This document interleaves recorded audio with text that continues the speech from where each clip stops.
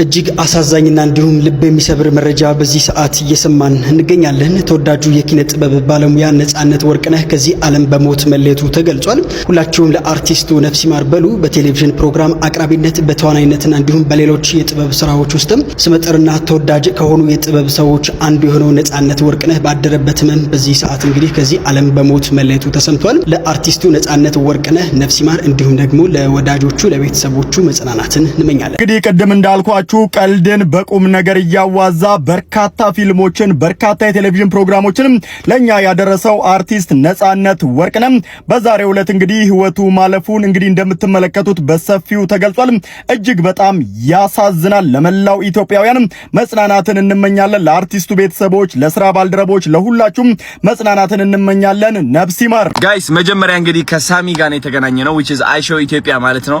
ስካይላይት ሄድን፣ ጸጉራችን ተስተካከልን። ከዛ በኋላ ደግሞ ትንሽ አይሾው ስፒድ የበለጠ ለመምሰል ማለት ነው ሜካፕ ነገር እያደረገ ነበር። ትንጥ ያፍንጫው አካባቢ ምናምን ያው አላማችን የአይሾው ስፒድ ትኩረት መስረቅ ስለነበረ ትኩረቱን በስነ ስርዓት ከሰረቅ ነው እንግዲህ ሳሚ ወይም አይሾው ኢትዮጵያ የበለጠ ካሜራ ላይ እንደሚወጣ እርግጠኛ ነበርኩኝና ሜካፑም ትንሽ አደረገ፣ ጥርሱም እንደ አይሾው ስፒድ አስመሰለው፣ ጸጉሩም ተስተካከለ ምናምን። ከዛ በኋላ ከስካይላይት ተያይዘን ወዴት ሄድን መሰላችሁ?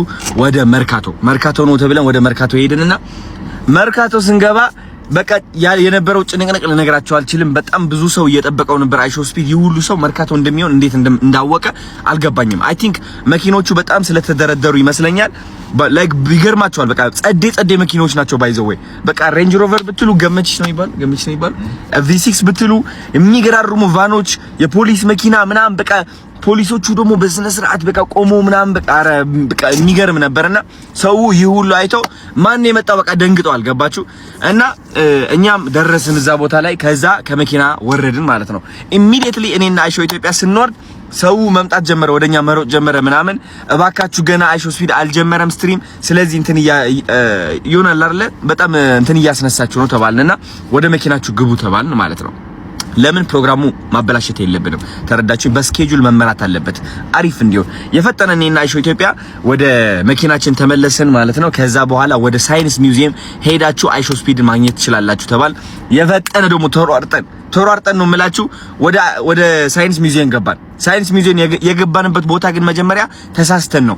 ከዛ በኋላ ሊደርስ ነው እንደገና ፍጠኑ ተባለ፣ ወደ ሌላ ቦታ ለመሄድ ማለት ነው። በእግራችን ነው የተራመድነው ነው የምላችሁ። በእግራችን ተራመድን። ከአይሾው ስፒድ በፊት አይ ቲንክ 4 ደቂቃ በፊት ነው የደረስነው። አይ ቲንክ 5 ደቂቃ ነበረን ለመዘጋጀት ማለት ነው። 5 ደቂቃ ጠበቅነው አይሾው ስፒድ እስከሚመጣ ድረስ። እንዳለ ህዝቡ እየተከተለው ነበር ነው የምላችሁ፣ ጩኸት በጩኸት። ከዛ በኋላ ማሪያ ከኔ ጋር ነበረች፣ ማሪያ ሉና ማለት ነው። እና አይሾው ኢትዮጵያም ከኔ ጋር ነበረ። መጀመሪያ ማሪያ ሉናን ወደፊት የላኳት ወደፊት ሆና እንድጠብቀው። ለምን ከማሪያ ሉና በፊት አይሾው ኢትዮጵያ ከወጣና አይሾው ስፒድ ካየው እሱን ምን ይሆናል? ማሪያ ሉና የሆነ የመታየት እድሏ በጣም ይቀንሳል። ቢካዝ የሆነ እሱን ነው የሚመስለው አይሾው ስፒድ። ገባችኋ? ቀጣይ ክፍል እነግራችኋለሁ። አዶናይ ቀስት ነው። የትኛው ነው በርግጥ ሀገር የሚያፈርሰው? ዛሬ ግጥም የሚመስል ንግግር ወይም ጥያቄ ነው ማቀርብላችሁ። ሀገር የሚያጠፋው በርግጥ የትኛው ነው? ነውር ብለን በሰየምነው ሰግጥ ጭምብል ቁም ነገርም የሚያፈልቀው ህመም አለን ድረሱልን የሚል ቅኔ የሚዘርፈው አዶናይ ነው ወይስ ያኛው ቃላት መርጦ ዘር መንዝሮ የሚያባላው ምሁር ነኝ ባይ ባላምሮ? የትኛው ነው በርግጥ ትውልድ የሚያመክነው? እስኪ በበጎ ዓይን በመልካም እንየው። አበባ ሸፍኖ እሾህ ከሚሰጥ ፋይዳ ከሌለው ሰው እመነኝ ግድ የለም ከሾህ የተገኘም አበባ ጥሩ ነው። ማን ነው ሀገር አጥፊው?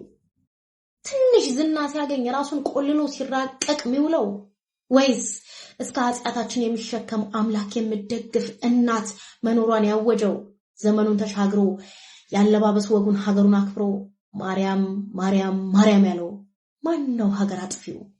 ንገሩኝ። ይሄኛው ጻድቅ ነው? ይሄኛው ልክ ነው? ታቦቱን ሲያቃጥል ሲያፈርስ የምናየው? ለየትኛው ነበር አዋጅ የሚገባው ድምጽ የሚያስፈልገው?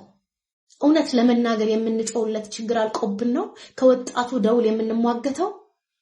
ይልቅ ወደ መፍትሄው እስኪ በበጎ ዓይን በመልካም እንየው።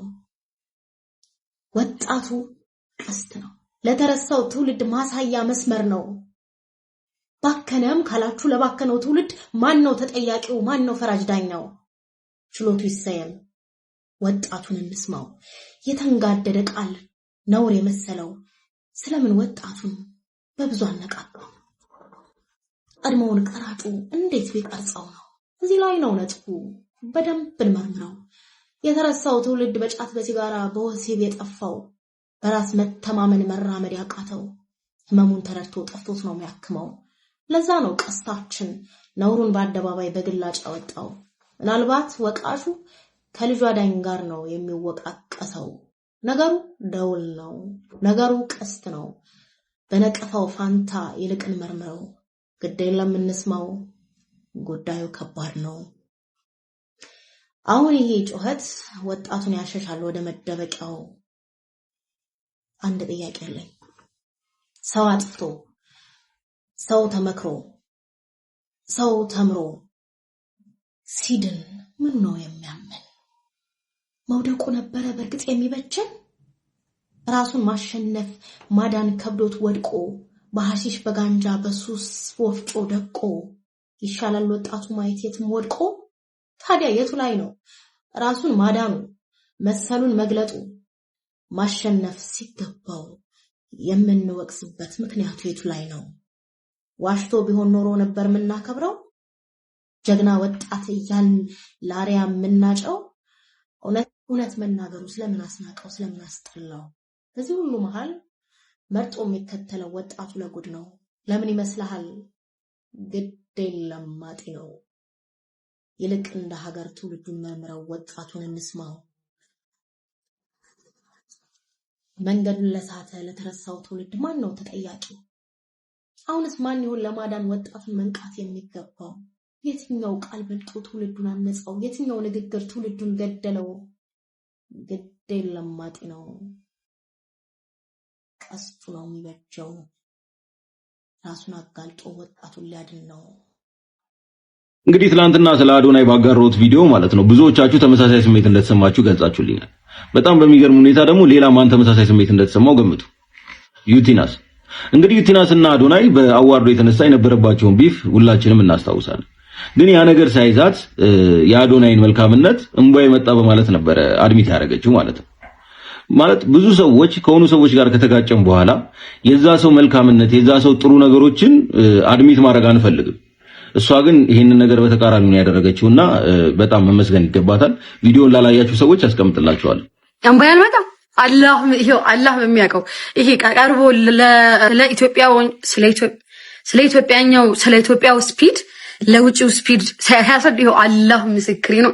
እንቧይ መጣ። በጣም ነው ያሳዘነኝ። በጣም ነው የለፋለትና ሳትኩኝ ሳላውቀው ራሴ ዘረኝነት ውስጥ አገኘሁ።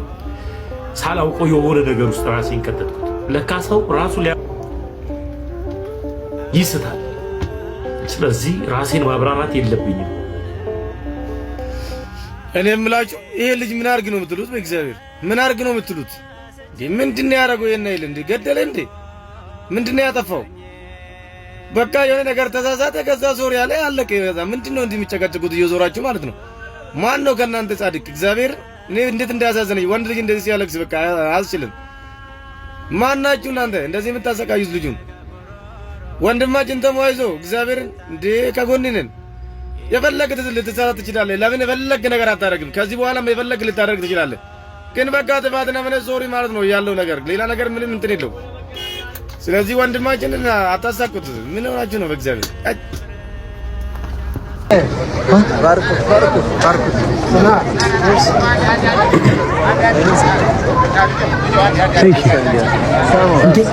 ሳምን የተባልከው ቴንኪ ብሎ